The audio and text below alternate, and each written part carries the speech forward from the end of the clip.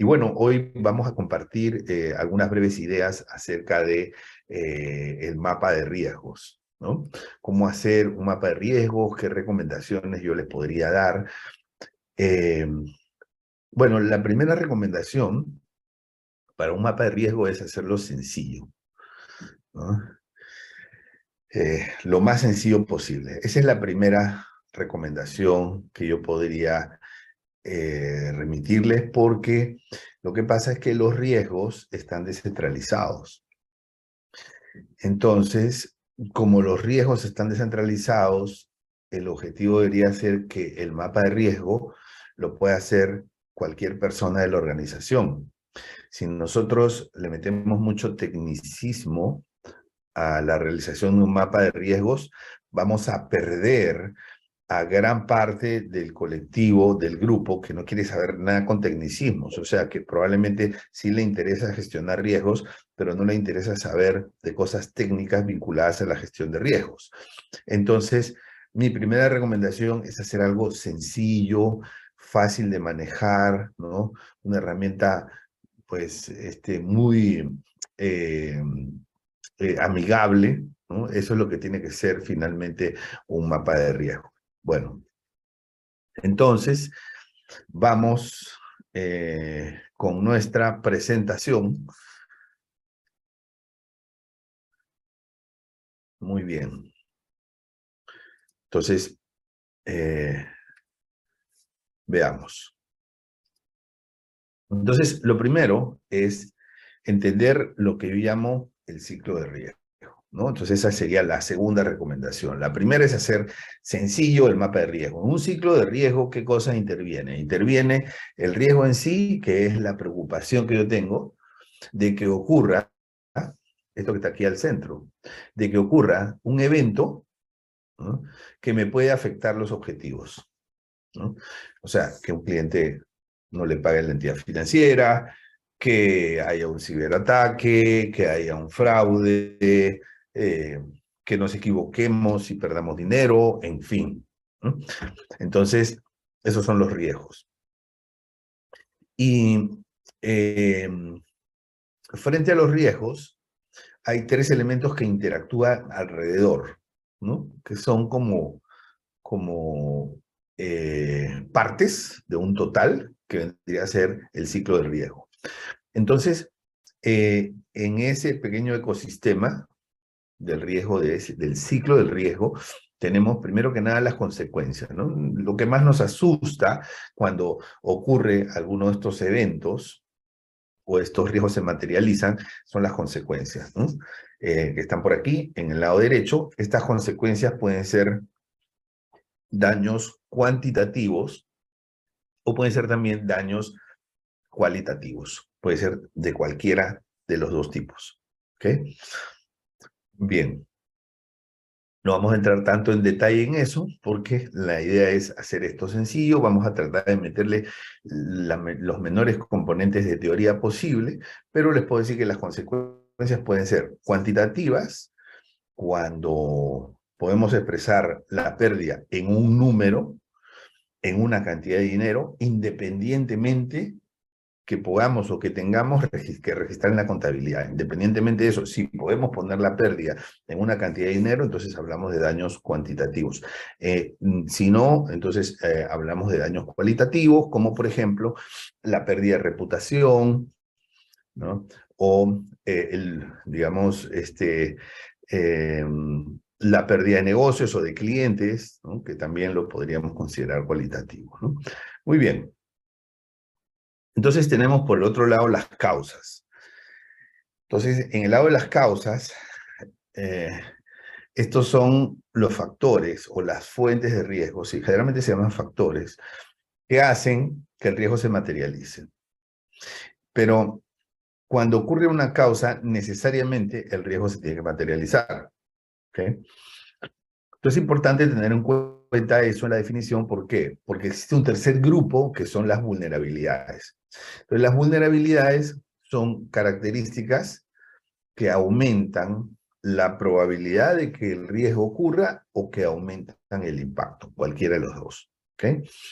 Entonces, pero las probabilidades por sí solas no hacen que el riesgo se materialice, ¿no?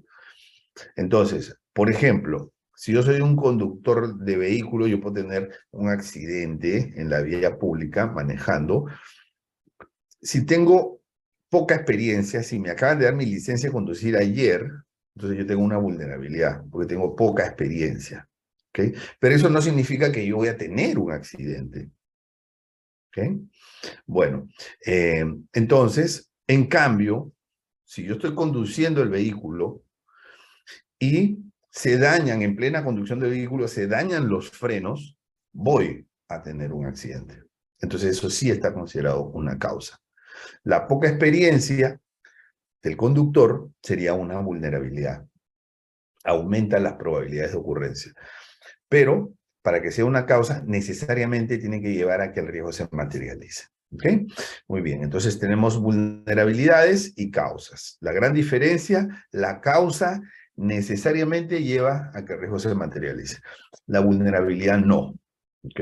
La vulnerabilidad solo o aumenta la probabilidad de ocurrencia o aumenta el impacto. Perfecto. Entonces tenemos esto. Luego, eh, con esta claridad, vamos a pensar en un ejemplo, ¿no? Para el riesgo, un riesgo que mi favorito es el riesgo incendio. O sea, cuando yo tengo que explicar esto de una manera sencilla, mi ejemplo favorito es el de riesgo incendio, ¿no? ¿Por qué? Porque si lo entendemos todos. Se me hace muy fácil de explicar, ¿no? Y entonces, como es muy sencillo y es un riesgo, digamos, fácil de entender, entonces facilita la identificación de los componentes de este ciclo de riesgo, facilita la didáctica del análisis. ¿Okay? Bien. Entonces, si nosotros tenemos un riesgo, vamos a hacerle este mapa del ciclo del riesgo, porque existen otros mapas más completos con, digamos, valoraciones, ¿no? Que son más completos, que eso vamos a dejar seguro para otro momento. Pero en este caso, estamos hablando de el mapa básico, ¿no? ¿Qué es lo que debe saber toda persona que gestiona riesgos? ¿Y quién gestiona riesgos? Todos en su organización. Todos gestionan riesgos. O sea, lo que les quiero decir es que digamos, este formato de mapa de riesgos o este análisis básico de mapa de riesgos lo tendrían que saber todos en su organización, porque todos estarán frente a un riesgo, desde la posición más elemental que pueda tener una persona en una organización hasta la posición de mayor jerarquía. Desde el pasante que entró a trabajar ayer hasta el presidente de la junta directiva o el consejo de administración. Todos ellos enfrentan riesgos todos los días. Y para cualquier persona que enfrenta riesgos, el poder elaborar un mapa de riesgo es una herramienta fundamental de trabajo. No es un lujo, es una herramienta fundamental. ¿Okay? Entonces, vamos a hacer el mapa de riesgo uno por uno. Cuando se va a hacer el mapa de riesgo, otra recomendación que yo les doy es comenzar por las consecuencias. ¿Okay? Entonces, vamos a comenzar por las consecuencias del riesgo de incendio. ¿Ya? Otra recomendación que yo les puedo dar es que cuando se hace un mapeo de un riesgo cualquiera, se comience siempre por el riesgo más grave, ¿no? ¿Y cuál es el riesgo más grave? Pues el riesgo más grave es el de la pérdida de vidas humanas. Ese, sin duda, es el riesgo más grave. ¿Okay? Entonces, en este caso, lo que nosotros tenemos, a ver, vamos a irnos, ¿qué está? La pérdida de vidas humanas es el número uno. Cuando uno inicia en un mapa de riesgo, pérdida de vidas humanas. Yo he puesto por razones de simplicidad y por razones, digamos, de simplificación, vidas humanas, pero entendemos que es pérdida de vidas humanas. ¿Ok? Bien, cuando nosotros comenzamos por ahí, estamos dando un mensaje, estamos diciendo esto es lo más importante, ¿no? Digamos que no es de buen gusto comenzar en el análisis de las consecuencias por la pérdida monetaria, porque las personas son más importantes. Entonces, lo que se recomienda es comenzar siempre por los riesgos más importantes y pregunto yo, ¿qué es más importante que la vida de las personas? ¿No? Entonces, podemos tener por aquí, pues vamos a incluso ponerlo con claridad, pérdida, ¿no? Pérdida de vidas humanas, ¿ok? Bien, aparte de la pérdida de vidas humanas, podemos tener también daños a la salud, ¿no? O sea, no solamente personas que mueren, sino personas que pueden tener daños. Algunos de estos daños incluso podrían ser vitalicios, ¿no? Eh, este, a los cuales el humo les afectó los pulmones, ¿no? Algunos podrán enfermarse temporalmente, otros tendrán una enfermedad pues de más prolongada, ¿no? Incluso para toda la vida. Entonces, ahí tenemos, ¿no? Aquí, perfecto, lo ponemos así, daños a la salud, ¿no? ¿Qué más?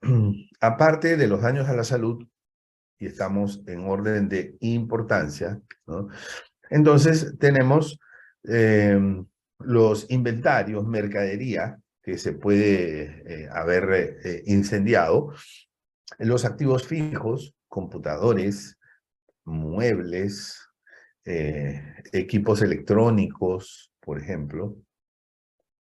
Muy importante, los activos de información, ¿no? O sea, activos de información, eh, digamos, archivos que teníamos muy importantes o también activos digitales, ¿no? Datos, información que estaba en medios digitales que por el incendio, pues el disco duro se incendió y se perdió, digamos, esa información, ¿no?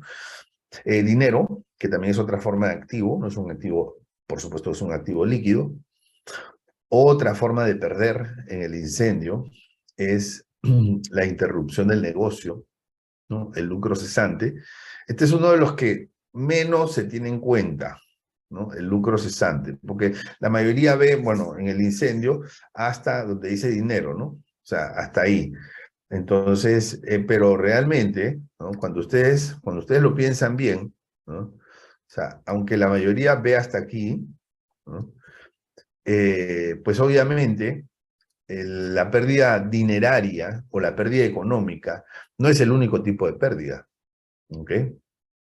Bien, entonces la pérdida del negocio, el lucro cesante, el dinero que iba a venir y no llega, esa también es una pérdida. Incluso se puede estimar, podemos cuantificar más o menos cuánto podría ser. Esa es la pérdida del lucro cesante. Y es una pérdida que muchas veces no se considera. ¿Por qué? Porque no hay un desembolso, no es tan visible, ¿no? Pero importante, ¿no? Porque igual es una pérdida. Es decir, pérdida es lo que tenemos que pagar o también lo que dejamos de ganar, ¿no? En este caso, el lucro cesante, por el hecho de que las oficinas estén cerradas, por el hecho de que no podamos vender productos que íbamos a vender, por el hecho de que no podamos operar, ¿no? Muy bien. ¿Qué más? Luego tenemos el daño a terceros, ¿no? O sea, el daño a terceras personas que pueden ser relacionadas a nosotros o no, puede ser empresas hermanas, ¿no? O también pueden ser los vecinos, ¿no? Pueden ser simplemente empresas que están alrededor, a los cuales el incendio que nosotros tuvimos en nuestro local les terminó afectando, ¿no? Y que necesitamos de alguna manera compensar, ¿no? Bueno, ¿qué más? Tenemos también las multas y sanciones que eventualmente podría haber, ¿no? Por negligencia que tuvimos o por cualquier otra circunstancia que está en los reglamentos de seguridad. No pueden cerrar o reducir las operaciones o limitar las operaciones, ¿no? Debido a esto. Y puede haber también daño psicológico, ¿no? O sea, gente que se queda traumada. O sea, eso no podemos dejar de considerarlo, es parte de las pérdidas. ¿Ok? Muy bien. Entonces, este es el primer elemento, el análisis de las consecuencias. Como ustedes se pueden dar cuenta, este análisis de las consecuencias implica las pérdidas que se pueden cuantificar y también las pérdidas que no se pueden cuantificar, ¿no? Hay algunas que tal vez, si yo les hablo de los daños psicológicos, de la pérdida de vidas humanas o de los daños a la salud, tal vez eso no vamos a poder cuantificar. Le podríamos agregar aquí la pérdida de confianza, eso tampoco lo vamos a poder cuantificar. Entonces vamos a tener en las consecuencias una gran variedad. Y en el momento en que se hace un mapa de riesgos, un analista tiene que saber saber listar las posibles consecuencias frente al riesgo que está analizando. ¿Ok? Porque si no, podría subestimar el riesgo. Entonces, por eso, este ejercicio de elaborar el mapa de riesgo, comenzando por las consecuencias, ¿no? Para lo cual hay una pregunta fantástica que es, ¿cuál es el daño ocasionado por el suceso? ¿Cuál es el daño ocasionado por el suceso? ¿No? O cuáles son los daños ocasionados por el suceso, me permite elaborar esta lista de consecuencias. Muy bien. Tenemos también otro elemento importante, ¿no? Otro elemento importante que es el análisis de las causas. Aquí tenemos entonces las causas. ¿Ah? En las causas, dentro de las posibles causas, ¿no? Que al igual que las consecuencias siempre son posibles. Son posibles. ¿No? O sea, cuando se visualiza el riesgo, antes de que el riesgo ocurra, entonces uno dice, bueno, las posibles causas que podrían generar este riesgo y que podrían ocasionar posibles consecuencias, ¿no? ¿Cuáles serían? ¿Okay? Bien. Entonces, por ejemplo, un cortocircuito, ¿no? O sea, un cortocircuito permite que se generen chispas y que activen un incendio. ¿Ok? Si tenemos un cortocircuito, vamos a tener un incendio.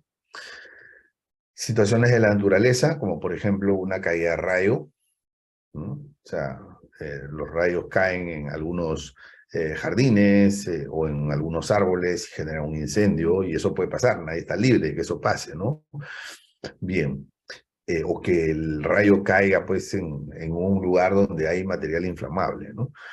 Bueno, que haya un acto externo quiere decir que se genera fuera, que sea intencional, es decir, un atentado, ¿no? Un atentado, pero en este caso sería un atentado externo, es decir, un enemigo, ¿no? Alguien que quiere generar algún tipo de daño desde afuera, lanza, por ejemplo, una bomba casera y genera el incendio, ¿no? Por ejemplo. Bien, aparte de eso, tenemos también un acto interno intencional. Eso es lo que se llama como un sabotaje, ¿no? O sea, eso existe, ¿no? El sabotaje en las organizaciones existe. Yo no sé si ustedes se enteraron que Elon Musk, cuando compró a Twitter, mandó a todos los trabajadores a la casa y les impidió el acceso a gran parte de los trabajadores, ¿no? Precisamente ¿por qué? Porque como estaba haciendo despidos masivos, lo que quería evitar era un sabotaje, ¿no? Entonces, porque los sabotajes existen, ¿no? Y los sabotajes pueden ser sabotaje de que interrumpe el negocio, o sea, que afecta la continuidad del negocio, o también un sabotaje de incendio, o un sabotaje para dañar información, o un sabotaje para la programación, digamos, corporativa, lo que sea, ¿no? Entonces ese es el daño interno intencional. Uno no puede dejar de ver eso. Y finalmente tenemos el vandalismo. Dentro de las posibles causas que se me ha ocurrido, podría haber otras, claro que sí, podría haber otras. El vandalismo porque, pues, cuando hay este tipo de situaciones, por vandalismo se termina ocasionando daños a empresas o a locales sin ninguna razón específica. ¿Ok? Muy bien. Entonces, estas son las posibles causas en este ejemplo, ¿no? Y este es el tipo de análisis que tiene que hacer alguien que quiera gestionar sus riesgos. ¿Qué es lo que ocasionaría, ¿no?, que el riesgo o que el suceso ocurra? ¿Qué es? ¿No? En el caso de las consecuencias, la pregunta era diferente, ¿no? Sería, ¿qué daños? ¿No? Y en este caso, estamos hablando para el análisis de las causas, y la pregunta sería, ¿qué es lo que ocasionaría? ¿Qué es lo que generaría? ¿Ok? Muy bien. Entonces, ese es un análisis causa-consecuencia clásico, y a ese análisis causa-consecuencia se le añade o se le puede añadir uno adicional. Uno adicional que es este.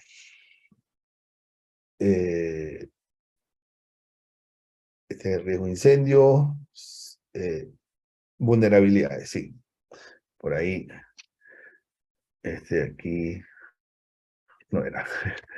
Bueno, vulnerabilidades. Bueno, aquí tenemos, por ejemplo, ¿no?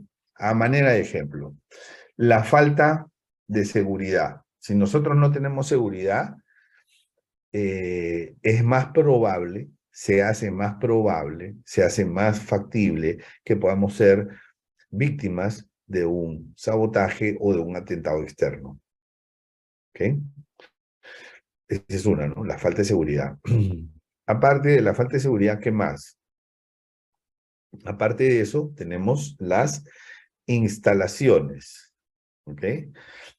Si las instalaciones están obsoletas, entonces eso puede facilitar la ocurrencia de cortocircuitos. ¿Ok? Por ejemplo. ¿Mm? ¿Qué más? La falta de agua o la falta de extintores no va a aumentar la probabilidad de ocurrencia del suceso, pero sí puede aumentar el daño. Seguramente va a aumentar el daño. ¿Okay? Entonces, una vulnerabilidad es todo aquello que aumenta la probabilidad de ocurrencia, o que aumenta el daño, o que aumenta ambos. Bien. Tenemos la falta de alarma. O sea, no nos avisaron o nos avisaron tarde y, digamos, el daño fue mayor porque no pudimos tomar medidas a tiempo. La falta de capacitación y preparación, bueno, esa parte es increíble porque yo he conocido casos de gente que pues se ha enfrentado a un incendio y no sabían, nunca habían usado un extintor, ¿no? Porque necesitas capacitar a las personas en el uso de los extintores también, ¿ok? Las vías de escape, esas son las faltas de capacitación, ¿no? Saber exactamente qué es lo que tenemos que hacer en el caso de un incendio, ¿no? Las rutas, si no hay una adecuada ruta de evacuación, entonces el peligro es mayor. Entonces estas vulnerabilidades te van a aumentar el peligro, o sea, te van a aumentar el nivel de riesgo por mayor probabilidad o por mayor impacto.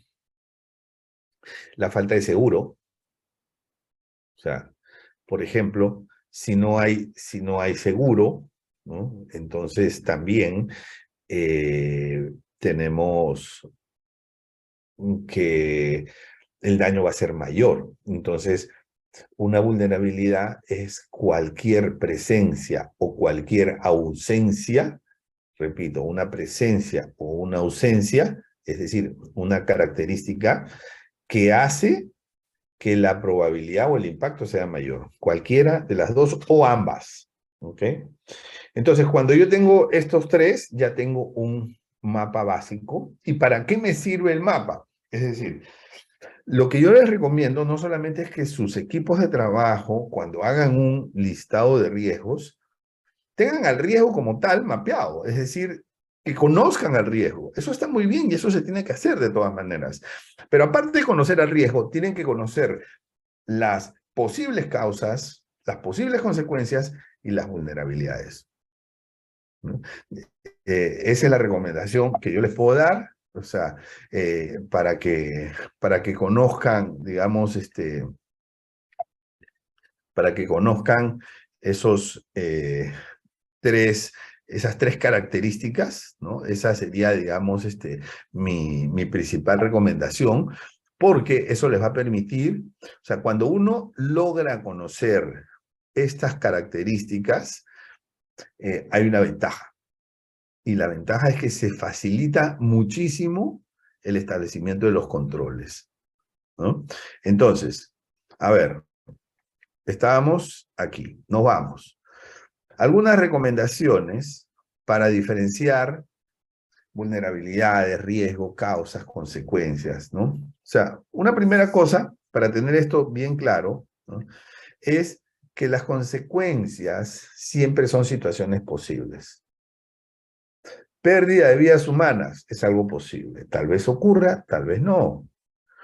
Pérdida de información es algo posible. Es algo que probablemente ocurra, posiblemente ocurra. Tal vez sí, tal vez no.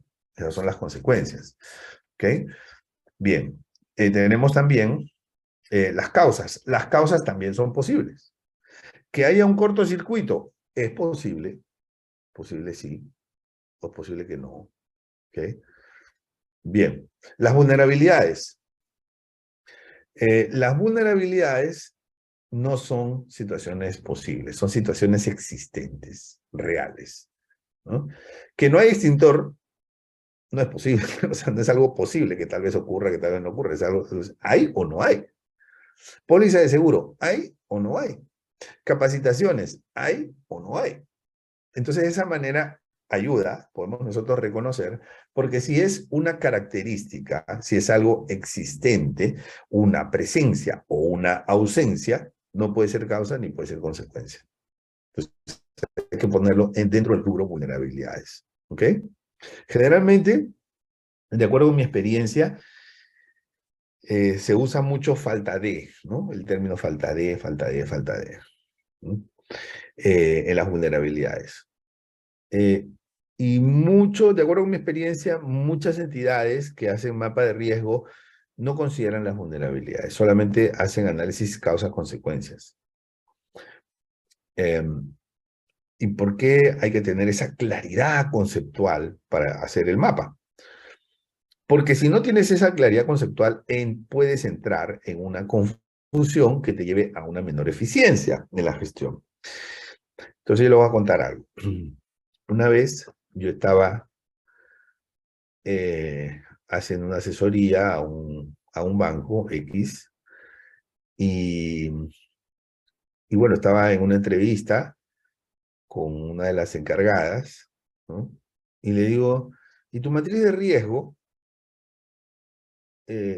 personal, cuántos riesgos tiene? Y me dice, 2.984, me dice, ¿no? O sea, con mucho orgullo, ¿no? Porque, claro, seguro habían trabajado muy bien el mapeo. Pero como yo ya sé que muchas organizaciones adolecen de confundir causas con vulnerabilidades, con riesgo, con consecuencias. Entonces yo dije, vamos a ver. ¿Por qué? Porque yo he visto, señores, que, por ejemplo, en consecuencias, perdón, en riesgo, en la matriz de riesgo, en el listado de riesgo, le ponen riesgo, multa. Y la multa no es un riesgo. La multa es una consecuencia. ¿Ok? Es una consecuencia de un riesgo que es el incumplimiento normativo o el incumplimiento legal. Eso, digamos, eso es lo que es la multa. La multa es una consecuencia. Pero yo he visto en el listado de riesgos multa como riesgo. Entonces simplemente ahí lo que hay es una confusión. Y probablemente se está duplicando en una línea esta multa, en otra línea está riesgo. Entonces, ¿qué cosa ayuda a ser más eficiente? La claridad conceptual. Hablar el mismo idioma, el reconocimiento de los componentes, ¿no? Y el poder hacer un análisis sencillo. Eso es lo importante. Bien, entonces, eso es lo que nosotros tenemos, ¿no? He visto que también hay confusiones, ¿no? O sea, por ejemplo, falta de segregación de funciones lo ponen como causa. La falta de segregación de funciones no puede ser una causa, es una situación existente. Es la presencia de algo o la carencia de algo. entonces es una vulnerabilidad, no es una causa. ¿Ok? No puede ser una causa. La causa sería la deshonestidad. Y el riesgo podría ser fraude interno, pero la falta de segregación de funciones no puede ser una causa. ¿Ok? Tampoco es un riesgo, es una vulnerabilidad. Entonces la importancia de saber ubicar bien cuáles son los componentes de este ciclo de riesgo. ¿Ok? El riesgo también es una situación potencial. ¿Ok? El riesgo es una situación que puede o no ocurrir. Puede o no ocurrir. Claro, si está causado por una situación que también es potencial, entonces tal vez sí, tal vez no. Pero la vulnerabilidad, fíjate que le he puesto con un color verde para la vulnerabilidad, situaciones reales, situaciones existentes, es otra cosa. El riesgo, las causas y las consecuencias son situaciones naranjas que te indican que son situaciones potenciales, que son situaciones que podrían ocurrir. ¿Ok? Muy bien. ¿Qué más? Una causa necesariamente implica que el riesgo se materialice. O sea, cuando queremos reconocer si es causa o no, decimos, esto necesariamente hace que el riesgo se materialice. Por ejemplo, si un piloto de un avión o, digamos, hace que se genere un accidente de avión porque apretó el botón equivocado, pues eso es una causa. Pero la vulnerabilidad no necesariamente implica que el riesgo se materialice. O sea, por ejemplo, eh, si la pista de aterrizaje es muy corta, ¿no? Eso no significa que va a haber accidente. Significa que la probabilidad de que haya accidente es más alta, pero no es una situación existente. Entonces, eso es una vulnerabilidad. Y una de las cosas por las cuales se reconoce la vulnerabilidad es esta, ¿no? La falta de, la ausencia de, carencia de. Volviendo a la anécdota, entonces cuando yo me entrevisto con esta responsable de riesgo personal, y le digo, ¿no? Mira, podemos ver tu matriz, ¿no? Porque si tiene 2.984 riesgos, vamos a verlos. Y me lo muestra así, ¿no? En una pantalla, en un proyector, ¿no? Estaba en una hoja Excel, a ver, estos son. Y yo le dije, a ver, pásalo, pásalo, pásalo así, rapidito, como un escaneo rápido de una parte. Y en 2 minutos me di cuenta que tenían como un 30% de vulnerabilidades dentro de su listado de riesgos. O sea, tenían como un 30% de riesgos que no eran riesgos. Y, eh, ¿cómo me di cuenta? Porque en la redacción estaban estos términos. Falta de, ausencia de. Falta de seguridad. Pues falta de seguridad no puede ser un riesgo. Riesgo puede ser robo, ¿no? La falta de seguridad es una vulnerabilidad, es una característica existente, es la presencia o la ausencia. ¿Ok? Entonces, cuando yo empecé a hacer ese escaneo, falta de, ausencia de, carencia de, más o menos me salió como un 30%. Y así fue. Y así fue. Bueno, pero felizmente se les hizo la observación y pudieron exitosamente, a través de un proyecto adicional, pudieron buscar más eficiencia, porque aquí se trata de eficiencia, ¿no? O sea, ¿para qué vas a tener una matriz de 3.000 si realmente puedes tener una matriz de 1.000 o de 2.000 con los mismos resultados? Que son, digamos, o sea, ¿para qué vas a agrandar las responsabilidades, ¿no? Los planes de tratamiento? O sea, si realmente no son necesarios, ¿no? O ya están siendo duplicados.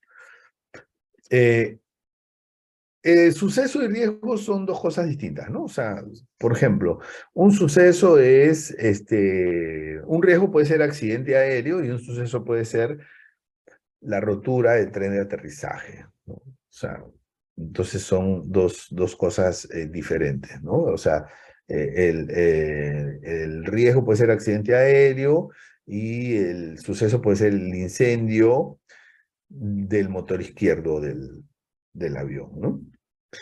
Muy bien. Bueno, amigos y amigas, eso ha sido todo. Por aquí me dice que sería apropiado usar el término matriz de riesgo. No, el término es mapa de riesgo o mejor ciclo de riesgo, ¿no? Entonces me pregunta, la pregunta es la siguiente, ¿sería apropiado usar el término matriz de riesgo y no el de mapa de riesgo? El término, mira, al final, llámale como quieras, lo que importa es que gestionemos los riesgos. Pero desde mi punto de vista es mejor usar el término mapa de riesgo, porque aquí tú tienes el mapa y con ese mapa puedes saber cuáles son, como en un mapa, ¿no? ¿Dónde está qué cosa? ¿Dónde está qué ciudad? ¿Dónde está qué parque? ¿Dónde está qué camino? ¿Dónde está qué carretera? O sea, igualmente, ¿no? Entonces aquí tú puedes saber dónde están las vulnerabilidades, dónde están las causas, dónde están las consecuencias y por eso se le llama mapa. Le puedes llamar también ciclo o le puedes llamar mapa del ciclo de riesgo.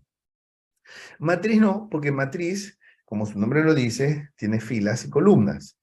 Entonces, en la matriz va en una columna, a través de cada una de las filas, los riesgos. Y en los otros lados van, o en las siguientes columnas, van las características, ¿no?, de esos riesgos.